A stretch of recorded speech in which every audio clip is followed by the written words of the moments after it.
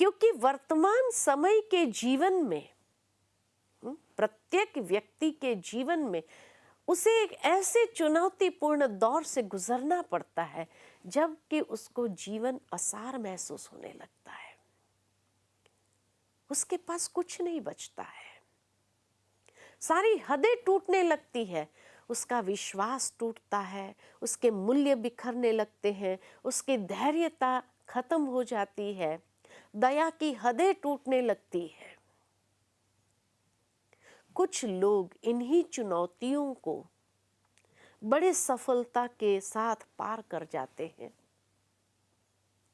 और अपने जीवन को सफल कर लेते हैं, जबकि कुछ लोग इन्हीं चुनौतियों को उमंग उत्साह के साथ, हिम्मत के साथ पार कर जाते हैं और जीवन को सफल कर देते हैं। जबकि कुछ लोग अपना हौसला जब टूटता है तो इन्हीं चुनौतियों में अपने जीवन को नष्ट भी कर डालते हैं, सुसाइड कर लेते हैं। उसका समाधान भी गीता है।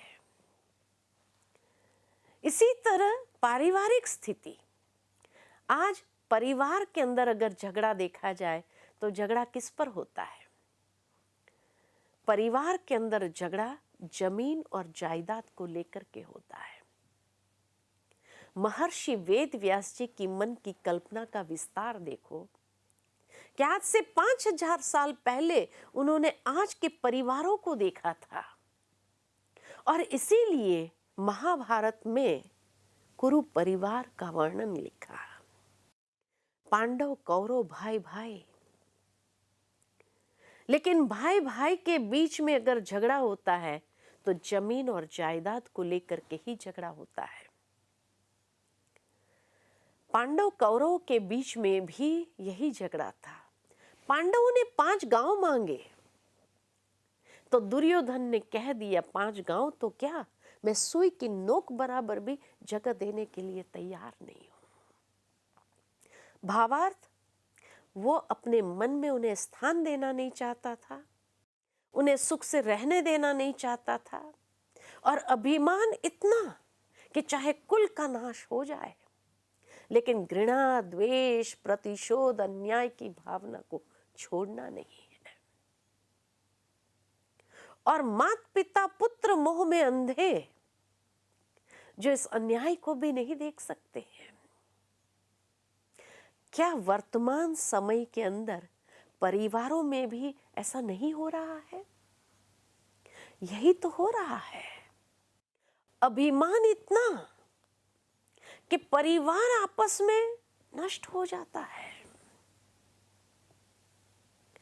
किसी को कुछ नहीं मिलता है और उसके बाद क्या हालत हो जाती है। ऐसी पारिवारिक स्थिति जब होती है तो उसका समाधान भी श्रीमद् भगवत गीता में है। सामाजिक स्थिति, महर्षि वेद व्यास जी की मन की कल्पना को देखा जाए कि आज समाज के अंदर क्या शकुनी जैसे पात्र है या नहीं है? बहुत है। महाभारत में तो उन्होंने एक ही शकुनी को दर्शाया है, लेकिन वर्तमान समय समाज के अंदर कितने शकुनी हैं? हर मोड़ पर एक शकुनी बैठा होगा जो घर घर में आग लगा रहा है और समाज भी कुकर्म और विकर्मों के प्रति अंधा, जो धर्म अधर्म, न्याय अन्याय, कर्तव्य कर्तव्य, भलाई बुराई को परखने वाले ज्ञान चक्षु नहीं रखते हैं। ऐसी जब सामाजिक स्थिति हो जाती है तो उसका समाधान भी गीता है। इसी तरह राष्ट्रीय स्थिति,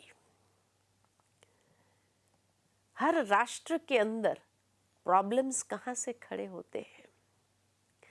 आज हर देश के अंदर जो भी भ्रष्टाचार, पापाचार, अत्याचार, दुराचार अगर हो रहा है तो उसके पीछे कारण तो एक ही है। कौन सा? कुर्सी का ही तो खेल है। महर्षि वेद व्यास जी की मन की कल्पना का विस्तार देखो कि महाभारत में भी उन्होंने यही दृश्य हम सबके सम्मुख रखा कि धृतराष्ट्र के राष्ट्र को जब धृत भावना हड़प कर बैठती है, पाशवी बल से अपने अधिकार को जमाए हुए जो सत्य की दृष्टि से अंधा है, और जहां मानसिक और आत्मिक अंधत्व होता है, वो बहुत ही भयानक होता है। खाली भारत की बात नहीं है, दुनिया का हर राष्ट्र, हर देश की यही कहानी है। कुर्सी का ही तो खेल है।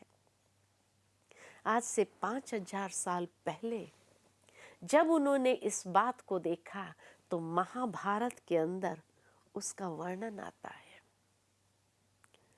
महात्मा गांधी के शब्दों में कि जब राष्ट्रीय स्थिति को लेकर के मैं अपने मन के अंदर उलझन अनुभव करता हूं, उस समय मैं गीता का कोई भी पन्ना खोल कर बैठता हूं और पढ़ना आरंभ करता हूं और मुझे अपनी समस्या का समाधान मिल जाता है।